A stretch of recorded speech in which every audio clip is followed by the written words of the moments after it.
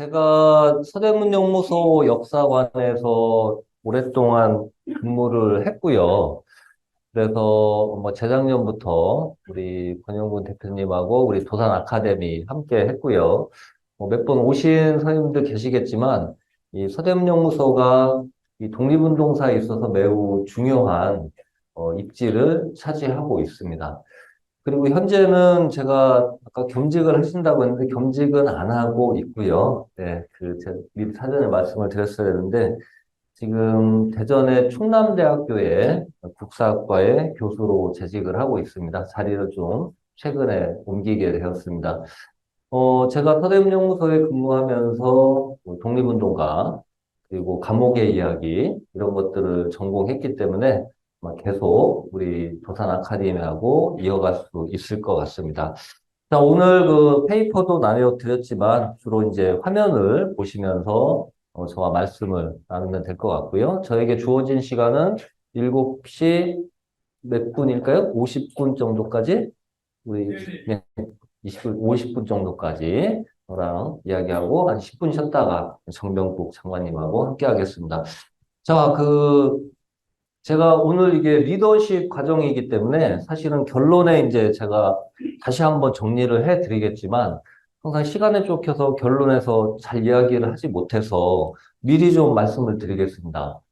자, 우리 시대 자, 독립운동 하면 굉장히 오래된 이야기죠. 몇 년 전 이야기입니까? 1910년 전후부터 1945년도까지 한 대략 60년, 65년, 70년, 한 3세대 전 이야기인데, 왜 우리 시대에 지금 이 도산 아카데미에서 독립운동을 이야기하는가? 어, 독립운동가들의 행적이나 그들의 사상을 면밀히 검토해 보면 딱 결론부터 먼저 말씀드리면 미래에 요구하는 리더상과 일치한다. 그들이 한 행동, 그들이 한 사상 이런 것들을 보면 지금 우리 시대의 리더들이 가지고 있어야 할 리더십들을 다 가지고 있다라고 하는 것이죠. 강의를 들으면서 그런 부분을 느끼실 수 있을 텐데요. 자, 독립운동은 일본으로부터 나라를 되찾는 것이죠. 그리고 한 발 더 나가서 되찾은 나라를 민주공화 정체로 만들겠다. 국가 수립의 염원이 담겨져 있죠. 자, 그리고 조금 더 한 발 나가면 당시 압박받는 인류 해방을 이야기합니다. 그래서 독립운동은 큰 범주로 자유와 평화를 향한 투쟁이었다. 자, 두 번째 독립운동은 세계주의를 표방했다. 독립운동가는 이렇게 생각하셔도 무방합니다. 자, 세계주의를 표방하였다. 과연 무슨 얘기입니까? 우리나라의 독립을 수립하자는데 왜 세계주의가 들어갑니까? 지금 우리 시대에 요구되는 리더십 중에 하나는 글로벌입니다. 우리 학생들도 글로벌 감각을 키우기 위해서 해외 교류 활동도 많이 하고 해외 탐방도 가고 유학도 가죠. 우리나라 단독으로 지금 생존할 수 없는 세계 질서 속에 있지요. 당시 독립운동가들은 조그만 한국 땅에서 독립운동 해외 사적지를 2002년도부터 조사를 했는데요. 놀랍습니다. 미국 당연히 있겠죠. 미국 가서 독립운동 했겠죠. 미국인들과.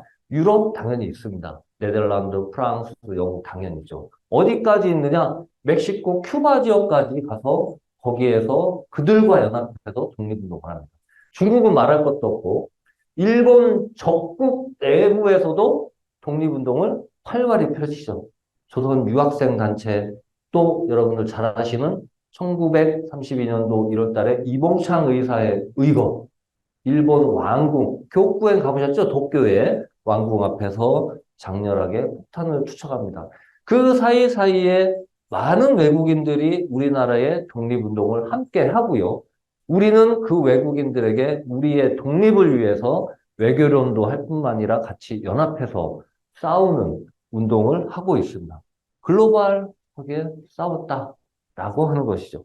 자, 그리고 독립운동은 미래지향의 도전 정신이다, 개척 정신이다라고 할 수 있는데, 자, 독립운동가들 중에 대다수는 우리가 이 운동을 함으로써 반드시 독립이 되리라고 생각하지만 내일 모레 1년, 2년 후에 독립이 바로 되리라고 생각 안 한 사람도 많아요.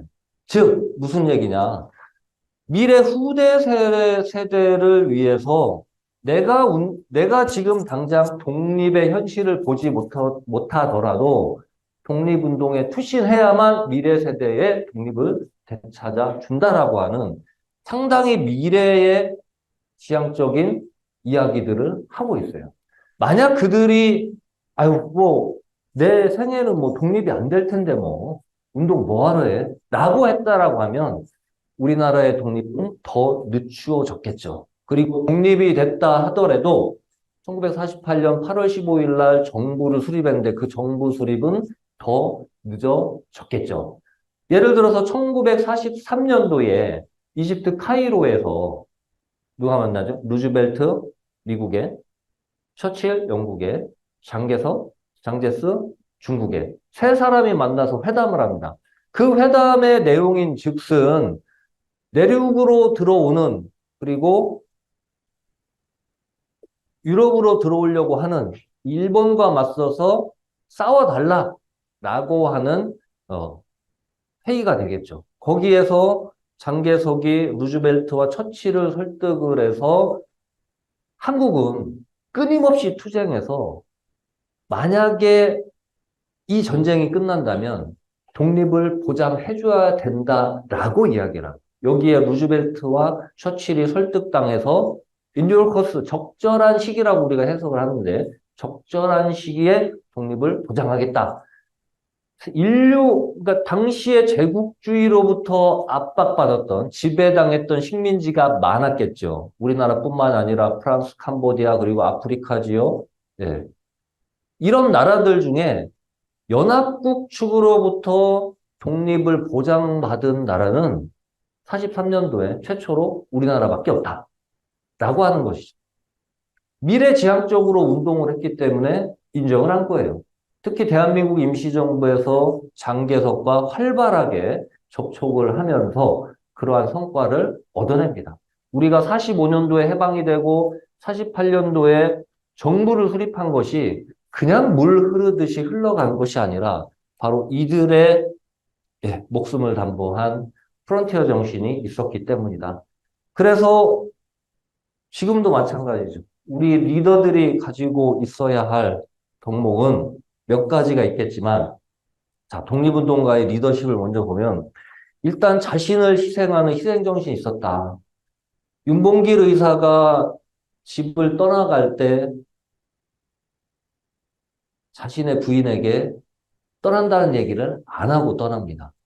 양복을 말끔히 차려입고, 제가 엊그저께 윤희사 생가에 또 일 있어 다녀왔는데, 다시 보게 되더라고요. 윤희사가 거처했던 방에서 뭐 발걸음으로 10걸음 정도 떨어진 곳에 부엌이 있는데 그 부엌 안에 이제 그 부인이 계셨었어요. 배정숙 여사가. 근데 윤희사가 차마 내가 떠나니 석별의 정을 고합니다. 이렇게 얘기를 못하니까 물 한 잔 주세요. 물 한 잔 주시오. 이렇게 했는데 그 말을 못하니까 그냥 물로 대신한 거죠. 그 물을 떠서 윤희사한테 드리려고 했는데 윤희사는 그 사이에 문 밖을 나가버린 거예요. 그래서 지금 그 후손분이 이제 국회의원을 하고 계시잖아요. 그 윤주경 국회의원님 가끔 뵈면 항상 그런 말씀을 합니다. 그분한테는 이제 윤봉길 의사의 부인이 이제 할머니가 되겠죠. 할머니가 평생 원망을 했대요. 독립운동가의 후손들은 그들을 원망하는 경우가 많습니다. 물론 자랑스럽겠죠. 평생 원망했대요. 왜? 그때 물이라도 한 잔 마시고 가지. 그 물 한 잔을 못 준 것이 평생 원이랬다. 가족을 희생하죠. 자신을 희생하죠. 이 희생정신이 깔려져 있다. 독립운동가는. 또 다른 예로 만주벌판에서 중국군과 연합해서 쌍성고 전투에서 승전을 이끈 참모장인 이규채라고 하는 사람이 있습니다.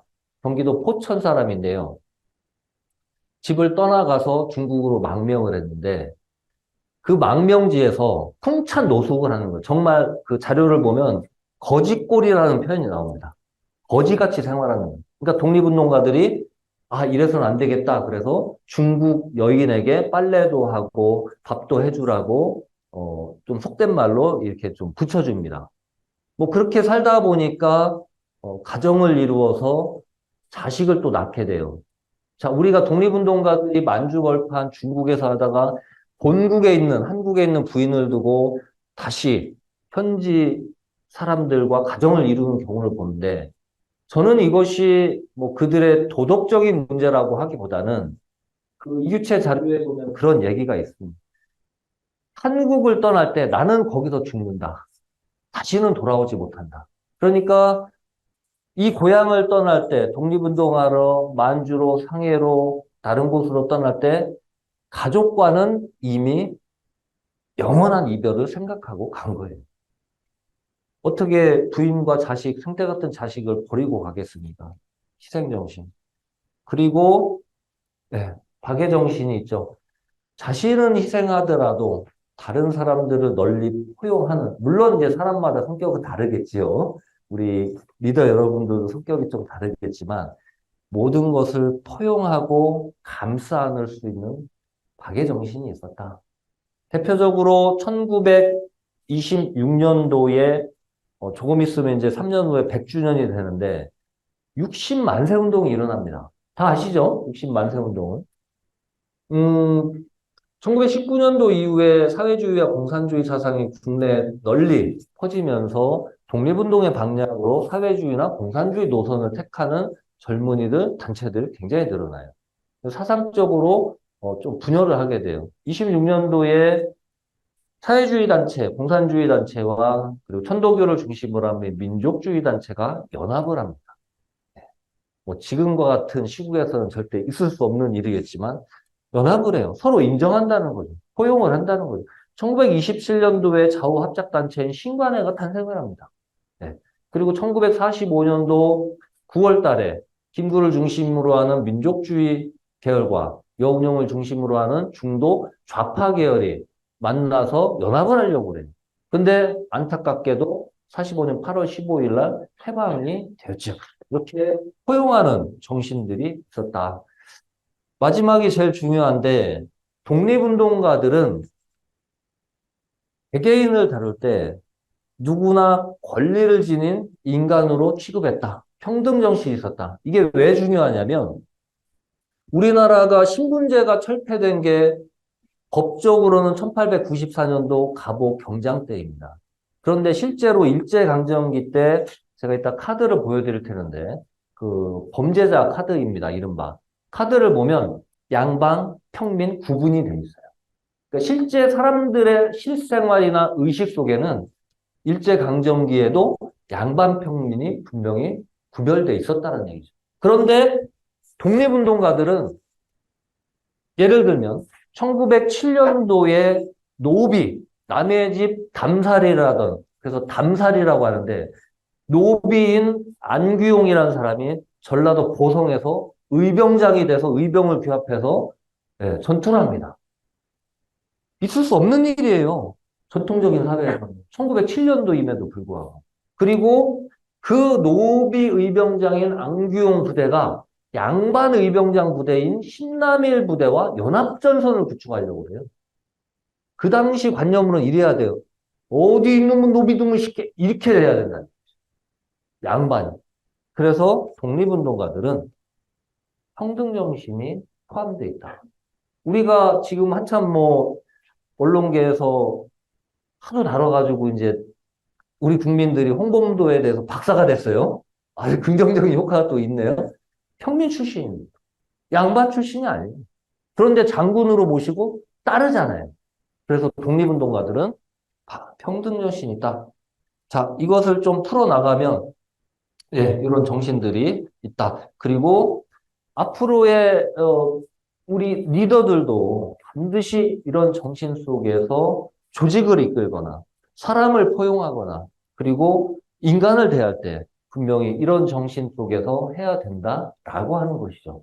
자, 그러면 사실은 이게 이제 제가 결론에서 다시 한번 할 이야기인데 먼저 결론을 깔고 들어가겠습니다. 우리 선생님들 머릿속에 생각하시면서 이야기를 들어주시면 좋을 것 같습니다. 자, 서대문영무소와 이 도산이 서대문영무소에 수감이 되었는데, 제가 좀 왔다 갔다 움직여도 괜찮습니까? 네, 카메라 쫓아오기 힘들 텐데 죄송합니다. 자, 우리 9월 16일 날 토요일 날 9시 반에 정문 앞에서 만나서 저랑 또 직접 현장을 보면서 투어를 할 텐데요.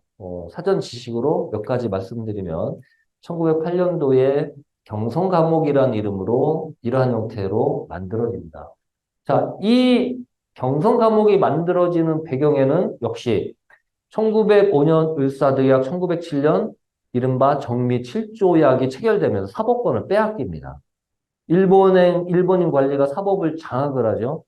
자, 그런데 가장 큰 문제가 여러분 아시다시피 제가 조금 아까 담사리 의병을 얘기를 했는데 1907년도에 분대산 이후에 전국에서 의병들이 여기저기에서 빵빵 터져 나옵니다. 그리고 1908년도 2월 달에는 급기야 그 의병들이 경기도 양주에 2만 명이 모입니다. 그러니까 의병의 특징은 게릴라전이 정규군이 아니기 때문에 50명, 40명 단위의 소단위 부대로 움직여요. 굉장히 날렵하죠. 민첩하죠. 그리고 헌병 분전소, 지금 얘기하는 파출소 같은 데를 기습을 하고 흩어집니다. 자, 이제 통감부가 감독하고 있는 서울을 쳐들어가자라고 해서 1908년도 2월 달에 13도 창의 대진소를 만들어서 총대장 이인영, 부대장 허위. 여러분들 그 동대문 쪽에 가면 왕산로라고 혹시 들어보셨습니까? 교통방송에서. 그 왕산로가 허위의 허예요. 왕산 허위. 허위가 진격해온 도로. 그래서 서울을 실제로 진격해 왔는데 실패로 끝나고 마죠. 그래서 일제가 이 감옥을 만든 가장 큰 이유 중에 하나는 식민 지배에 저항하는 세력들을 이렇게 울타리를 쳐서 이 안에 집어넣으려고 만든 거예요. 초창기에 의병들이 여기에 많이 수감이 됩니다.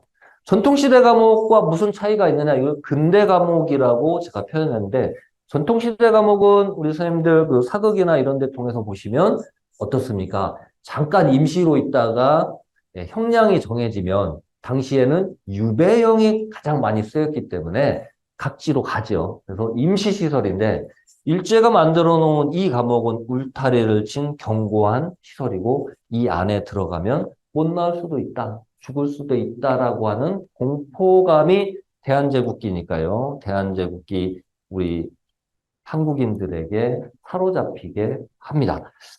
자, 그리고 1908년도에 초기에 수감 인원은 500명이었는데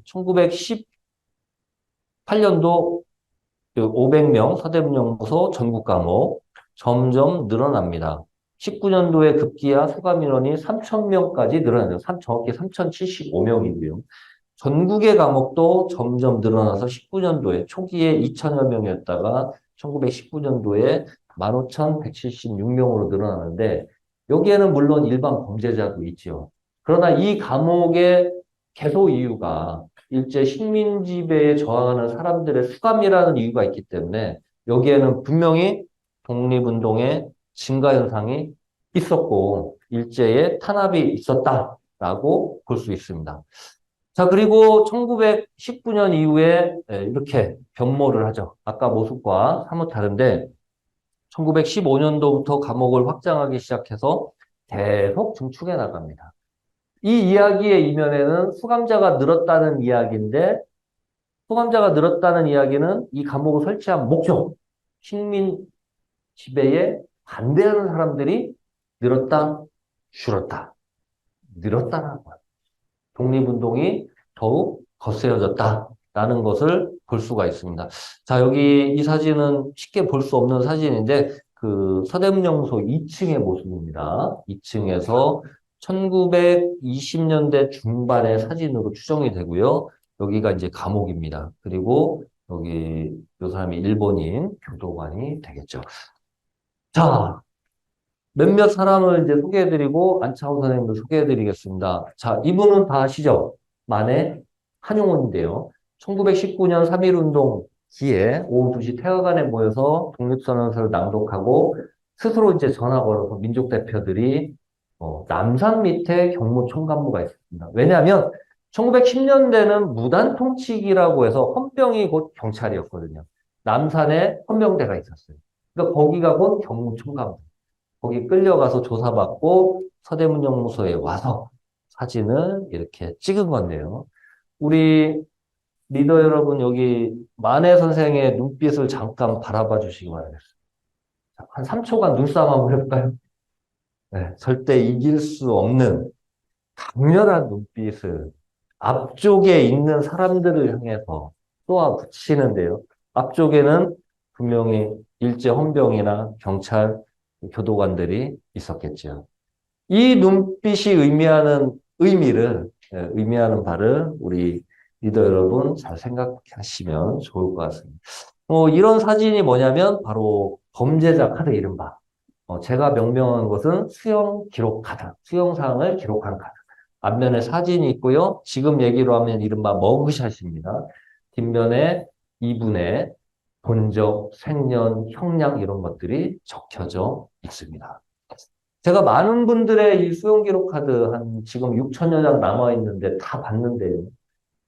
물론 다 이런 눈빛은 아닙니다. 근데 대다수의 눈빛은 살아있어요.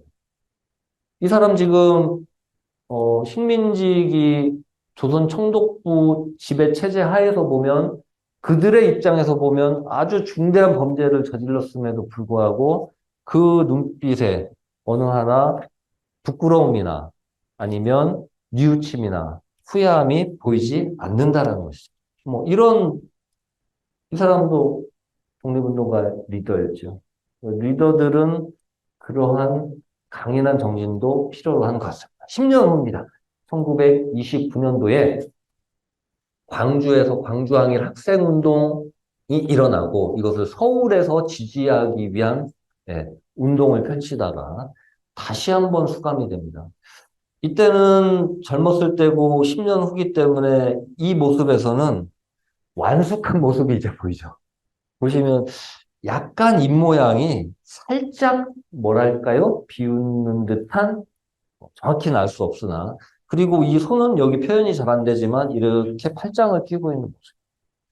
사실은 범죄를 저질러서 끌려가서 이런 사진을 찍는데 이런 모습은 상상하기 힘든 모습이죠. 당당한 모습을 보이고 있다라고 하는 것이죠. 자, 감옥에서 생활 중에 제가 단편만 설명을 좀 드리려고 합니다. 남강 이승훈 선생입니다. 기독교 계열의 민족 대표 30상인 중에 한 분이시죠. 이분은요, 감옥 안에서 1년 반 이상 고초를 치르시고 추록한 이후에 동아일보 기자랑 인터뷰를 해요. 그래서 가장 힘든 부분들 얘기했는데, 생략하고 요 얘기만 제가 드리겠습니다. 사반인데요. 선생님이 감옥에서 무엇이 가장 힘들고 고통스럽습니까? 기자가 물어봐요. 이수근 선생님이 이렇게 답합니다. 먼저 탄식을 해요. 그 신문 보도기사에, 이런 표현이죠. 사람도 동물인지라 시간이 지나면 다 적응이 되더이다. 그런데 밥에 돌이 너무 많이 섞여서 밥을 무심코 씹었다가는 이빨이 우두두 깨집니다. 할 수 없이 입안에 넣고 침을 섞어서 우물우물 하는 거죠. 꿀떡 삼켜야만 합니다. 위장이 좋지 않은 권동진, 손병희 선생은 꽤나 고생을 했더라이다. 이런 표현입니다. 그런데 그마저도 토요일날 현장에 오시면 설명을 드리겠지만 9등급으로 나누어서 최대 400g, 최저 200g 범죄의 질에 따라서 이러한 독립운동가들은 4, 5등급 이하, 280g 이하의 밥을 지급합니다. 감옥에서의 가장 큰 고통은 여러 사람들의 기록을 봤을 때 첫 번째는 배고픔, 두 번째는 추위와 더위, 플러스 질병이 되겠죠. 자, 유관순 열사도 여기에 수감이 됐습니다. 시간이 많지 않기 때문에 유관순 열사에 대한 내용은 제가 현장에서 다시 한번 설명을 드리긴 하겠네요. 1920년 3월 1일 날 옥중 만세 투쟁을. 선생님들 여기 얼굴을 자세히 보시면 이 부분이 부어 있습니다. 옥중 만세투쟁으로 주먹과 손바닥으로 20여 회 이상 가격을 당했다는 결론에 도달할 수 있습니다. 이 컴퓨터 그래픽으로 이걸 단층을 한번 나눠봤거든요. 자세히 보시면 어떻습니까? 가운데를 중심으로 좌우를 보시면 이쪽은 좀 자그만데 여기가 부었지요. 네. 자, 붓기를 빼면 이런 모습이 됩니다. 저희가 그래픽으로 붓기를 빼봤는데 이쪽 부분이 부어 있는데 다시 돌아가서 부어있는 모습에서 이쪽 부분의 붓기를 조금씩 빼면 원래는 이런 모습. 비교해 보시면 확연히 차이를 느끼실 수가 있습니다. 자, 안차호 선생님은 뭐 다 아시겠지만 대한민국 임시정부 내무총장 겸 노동부 총판으로 임시정부에 발을 디뎌 놓으시는데요. 자, 이 모습은 일제가 안창호 선생님을 일본 경찰이나 정보당국의 얼굴을 인식시키기 위해서 이 사진을 입수해서 복사해가지고 이러한 이른바 범죄자 카드, 수용기록 카드에 붙여서 뿌린 사진, 이 카드입니다. 여기 보시면 대정 14년 10월 20일 형사과, 경성 쪽에 있는, 경기도 경찰부 형사과에서 복사했다 이렇게 써져 있습니다. 1900 대정 14년이면은 25년이 되겠네요. 11을 더해야 되니까. 이 모습은 안창호 선생님이 임시정부 초기에 활동할 때의 사진으로 추정이 됩니다. 우리가 알고 있는 멋있는 모습이시죠. 자, 나중에 안창호 선생님 사진이 한 3, 4컷 정도 더 나오거든요. 이 모습과 후반부에 점점 변하는 모습을 여러분 비교하시면 독립운동의 노정이, 역정이 안창호 선생님 얼굴에 그대로 묻어나는 것을 여러분 느끼실 수 있을 것입니다. 자, 이렇게 지금 제가 감시라고 써는 부분이 이렇게 일제가 임시정부 요인들, 독립운동가들을 철저히 감시를 했다. 자, 이 중에 여기 선우혁이라는 사람도 있는데요. 쭉 보시면 독립운동가들이 단체 사진을 찍은 거예요. 이것도 역시 복사라고 써 있는데 이걸 입수해가지고 이 사람 누구 해서 쫙 또 정보당국이나 경찰에 돌린 겁니다. 대한민국 임시정부 교통부 차장을 한 선우혁이라는 사람도 여기 있는데요. 선우혁, 여기 미읍, 로니까, 여기 잠시만요. 선우혁, 여기 있네요. 선우혁, 네, 호니까, 네, 요 사람이 이제 선우혁이 되겠습니다. 네, 독립운동과 같이 찍은 사진. 우리가, 일제조선총독부의 이러한 치밀한 것들은 정말 이런 카드를 보면서 알 수가 있다는 것이죠. 야, 이걸 입수해가지고, 소와 2년이니까요, 25를 더 27년에 입수해서 누군지 하나하나 이렇게 이름을 달아놓고, 다 돌려가지고, 경찰들이, 또 정부 당국에서 이 사람들의 얼굴을 익히게 하는 거예요. 우리 지금 수배전단 뿌리잖아요. 경찰들이 그거 잘 익혔다가 가끔 뉴스에 보시면, 지나가는 수배자를 잡았다. 예, 눈썰미가 좋아서. 뭐 그런 이유 중에 하나입니다. 뒤에 보시면 이거 어디서 했냐? 여기 보시면 고등과 수배. 고등과니까 지금의 경찰에서 정보를 다루는 과라고 생각하시면 되겠죠. 여기도 경찰부 고등과에서 이렇게 수배 전단 비슷하게 만든 카드들입니다. 자, 그리고 서대문연구소는 그 사이에 아까 15년도부터 다시 1919년까지 확장되었다고 했는데 더 확장이 됩니다. 이 모습은 현장에서 사진을 통해서 제가 다시 한번 설명을 드리겠는데요. 자, 독립운동가들이 수감되었던 장소는 지금 화면에 보이시는 여기 옥사, 이쪽 라인들입니다. 여기는 기결수들, 형을 확정받은 사람이 수감이 되었고요. 이쪽은 미결수, 형을 확정받기 이전에 사람들이 여기 수감이 됐습니다. 1932년도에 상해 홍코공원에서 4월 달에 윤봉길 의거가 터지고 나서 도산 선생도 잡혀서 재물포로 압송되었다가 종로경찰서에서 조사받고 예, 서대문연구소에 투옥되죠. 투옥됐을 때는 미결수니까 자 그럼 어디 수감되었을 것이냐? 이게 30년대 사진이니까 이쪽 공간이 아니라 요 라인 3개 중에 하나일 것이다. 그리고 여기 라인이 또 하나 있어요. 여기도 미결감입니다. 하나, 둘, 셋, 4개 중에 하나에 수감되었을 것이다. 제가 정확하게 위치는 파악을 하고 있는데요. 조금 더 증거 자료를 지금 찾아야 돼서 제가 정확하게 여기입니다라고 공개적인 자리에서 말씀은 못 드리겠는데 여러분 알고 계세요? 네. 안창호 선생님은 여기서부터 1동, 2동, 3동, 4동이거든요.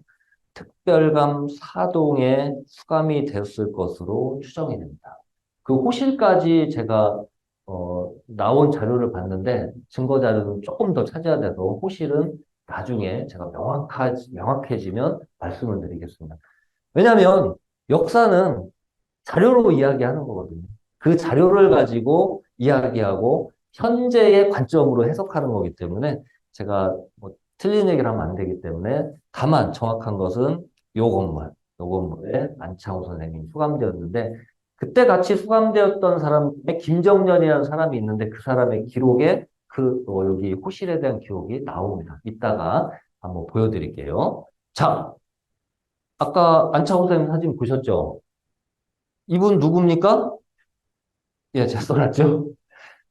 윤봉길 의거 때 연루돼서 국내로 압송됐을 때 여기 보시면 어디서 찍은 사진이야? 경기도 경찰부에서 찍은 사진. 언제? 1932년도 7월 4일 날. 그러니까 4월 달에 의거가 일어났고 잡혀와서 배 타고 오니까 제물포에 왔다가 조사받고 푹 됐다가 미결인 상태로 찍은 거예요. 자, 앞에 화면 다시 돌아가 볼까요? 자, 저는 어렸을 때 이 모습만 봤습니다. 잘생겼잖아요. 젠틀하게 생기고 멋있죠. 수염도 딱 기르시고. 제가 공부하면서 이 모습을 보고 적잖이 놀랐습니다. 다른 사람인 줄 알았어요. 펄쭉 돌아가고 세월의 흔적이 있고요. 이때 기록, 다른 분들의 기록을 보면 안창호 선생님이 피골이 상접했다. 네. 일단 서대문연구소에 수감이 되면요. 저랑 토요일 날 가보실 텐데 여기 본관동 지하에 조사실이 있습니다. 그 조사실에서 조사받고 옷을 다 벗어야 돼요. 벗고 몸의 흔적을 조사받은 다음에 수감복으로 갈아입어요. 그때 같이 잡혀와서 본 사람이 안창호 선생님 뼈만 남아있다. 이런 이야기를 하고 있습니다. 자, 그리고 임시정부 요인들이 이렇게 이제 서대문연구소에 안창호 선생을 비롯해서 여러 사람이 수감되는데 이 카드, 수용기록 카드에 안창호 선생의 뒷면입니다. 안창호란 이름이 있고요. 이병은 도산이라고도 본다. 뭐 이렇게 되어 있고 평안남도 강서 출신이다. 진화, 중국이죠. 상해 불란서 조계에, 합의로에서 거주했다. 죄명은 뭐냐? 1925년도에 발효한 치안유지법 위반. 이때 형량은 징역 4년을 받습니다. 그리고 형량이 확정이 되고 서대문에 계속 있었던 게 아니라 저쪽 대전에 있는 대전 감옥으로 이감이 되는데요. 그 이유 중에 하나는 대전 감옥은 1919년 만들어진 정치범 수용 전용 감옥입니다. 정치범 주로 기결수 수용. 그래서 여운형도 거기 수감됐고요. 김창숙도 거기 수감이 됩니다. 그래서 이런 이야기를 하세요. 도산 선생님이 그러기 힘들 텐데 뭐 인품이 어떤지는 제가 평가할 수 없으나 이런 편지를 아내 혜련에게 보냅니다. 대전영무소에 도착하고 나서 대전영무소는 서대문에 비하면 굉장히 넓고 깨끗하고 식사도 잘 나옵니다. 걱정하지 마세요. 소위 지금 이야기로 하면 서대문에 비하면 대전영무소는 굉장히 훌륭한 호텔이다. 뭐 이런 표현을 하시는. 감옥이 깨끗하고 식사가 잘 나온들 얼마나 편하겠습니까? 편하지 않죠. 네, 부인을 위해서 그런 편지를 보냈다라고 합니다. 자, 여기 이제 제가 아까 여기에 수감됐을 겁니다라고 한 이야기입니다. 여기에 1, 2, 3동이 먼저 지어지고요. 이게 나중에 지어지는데 여기를 특별감 사동 혹은 신감 사동이라고 이야기를 합니다. 이때 30년대 수감됐던 사람들이 같이 수감됐던 사람들의 명단입니다. 이 신감 사동은 이런 특징이 있는 옥사동이에요. 대전의 빛이 전혀 없는 사상범을 가두는 곳이다. 누가 보기에? 일본이 보기에. 그냥 안창호 선생님도 아무리 조사를 하고 설득을 해도 대전의 빛이 전혀 보이지 않으니까 여기에 수감을 한 겁니다. 그리고 그 옆방에 김정년, 예, 저쪽 망우리에서 군자금을 모집한 사람이고, 오동진, 만주에서 통일부 이런 데 대장을 한 사람이고, 그리고 여운형 이런 사람들이 수감되어 있다라는 기록이 있는데 더 확실한 기록은 제가 더 찾아보겠습니다. 그러니까 여러분들은 어디 여기까지만 이야기하시고 여기는 비밀로 해주시는 겁니다. 예. 제가 더 확실하게 찾아주면 우리 권영민 대표님 통해서 아니면 언론을 통해서 공개를 하려고 합니다. 그리고 이 방에 이제 60만 세 운동을 주도한 권오설이나 그리고 최양옥, 이선구, 김정년은 저쪽 구리 가는데 망우리 있잖아요. 망우리 공동묘지 있는 데께 거기에서 일본 우편 수송차를 습격을 한다네. 뭐 하려고? 네, 당시에는 핵망이잖아요. 우편 수송차가 정부의 수송차고 거기에 비밀 문서나 군자금들이 들어있어요. 그래서 그걸 습격을 한 사람입니다. 자, 이 사람이 김정년, 도산 안창호 선생님 바로 옆방에 있었죠. 7번 방, 6번 방이니까 있으면서 안창호 선생님에게 비밀통신법을 가르쳐 준 사람이에요. 자, 그 이야기를 분들이라면 이제 형무소 밖에서부터 익혀가지고 들어오시는 그렇습니다. 거예요. 아예 밖에서? 네, 밖에서. 안창호 선생님은 주로 해외에서 활동을 하셔가지고 이걸 몰라요. 이 통신법을 몰라. 누군가 가르쳐줘야 돼. 아까 6번, 7번이었잖아요. 쭉 통신을 보다가 안창호 선생님 방에서 끊으시는 거예요. 어떻게 끝까지 한 20 몇 번 방까지 가야 돼요. 그래서 김정년이라는 사람이 안창호 선생님에게 알려주려고 시도를 합니다. 그 내용을 나중에 해방 이후에 이 새벽이라는 잡지에 김정년이 이렇게 형무소의 도산 선생 2081호의 오물바가지 해가지고 쭉 이렇게 수레를 했어요.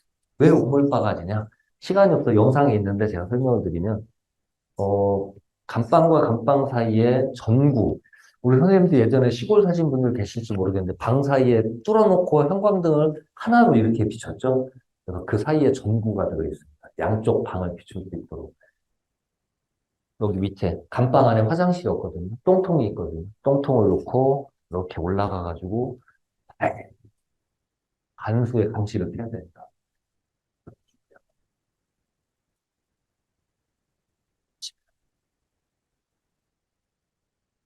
나중에 제곡도 있습니다. 이렇게 제곡도 있어요. 알려주다가 바깥에 안 해봐요. 바깥에를 순찰하던 간수가 좀 봤어요. 놀랐겠죠. 간수가 좀 보니까 이상해. 그래서 복도로 저벅저벅 걸어와서 김정년 방의 문을 여는 순간 자, 위기 대응 능력 어떻게 할까요? 맞추시는 선생님들은 정말 경험이 있으신 선생님들이시대요. 자, 위기 대응 능력 자, 어떻게 할까요? 예? 전국오 쳐달라. 그런 방법을 쓴 사람도 있었어요. 근데 이 사람은 아닙니다. 아주 현명한 위기 대응 능력. 정말 이거는 일생에 한 번 정도는 써먹을 수 있는 방법. 어떻게, 선생님? 뒤집어 쓴다. 그렇죠. 똥통을 뒤집었어. 그리고 죄송합니다. 식사 다 하셨죠? 네. 그것을 자기를 정말로 간수에게 바릅니다. 간수가 기절초풍을 하는 뭐, 쟤 뭐 하나 감시하러 갔던 건 잊어버리고, 야, 이 미친놈 아니냐. 그래가지고, 아까 그 조사실로 끌고 가서 2주 동안 죽도록 팬다고. 그러면서 김정년은 죽었다나 죽었다나, 그래도 한편으로는 도산 선생님이 안 걸려서 참 다행이다. 이런 이야기. 왜냐면 같이 걸리면 같이 고초를 당하기 때문에. 그런 일화가 기록에 남아 있습니다. 제 영상이 있는데 그건 생략하겠습니다. 자, 1931년도 도산 선생님이 입감하시기 전해인데도 어떠냐? 한 평에 4명씩 수용돼서 초열. 불교에서 얘기하는 아주 뜨거운 지옥입니다. 초열의 지옥이다. 철창. 중태에 빠진 사람만 3명이 있다. 라고 하면서 서대문용도 사상자가 속출한다. 이런 얘기를 하고 있어요. 그만큼 감옥에서 하루하루 버티는 것은 고통 그 자체이다. 자, 임시정부 요인 중에 여운형도 수감이 됐죠. 여운형은 참, 제가 이런 표현을 한다고 좀 나중에 뭐라 하지 마시고 그냥 넘어가시고 재미있으신 분입니다. 어떻게 하다가 상해에서 임시정부 활동을 하다가 어떻게 수감이 되었느냐? 상해 야구장 있잖아요. 옛날에 이제 경마장. 야구장에서 야구 구경하러 갔는데 여운형이 상해에서 영국의 인도 식민 지배를 막 비판을 하고 다녔어요. 야구장에서 야구 구경하다가 영국 경찰한테 잡힙니다. 잡힐 때 격투를 벌여요. 이 사람 권투도 했잖아요. 그래서 이빨이 나가요. 그리고 일본 영사관 경찰한테 인계돼서 국내로 압송돼서 서대문영무소에 수감이 돼요. 1929년도 7월에 수감이 되었으니까 안창호 선생님이 들어올 무렵쯤에는 이제 이 사람은 형기를 거의 마쳤을 때쯤 되는 거죠.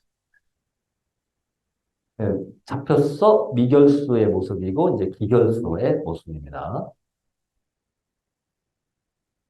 5가지 병이 걸렸대요. 이 여운형의 회고록에는. 귀는 병신이 됐고 아까 그 돌 있잖아요. 돌.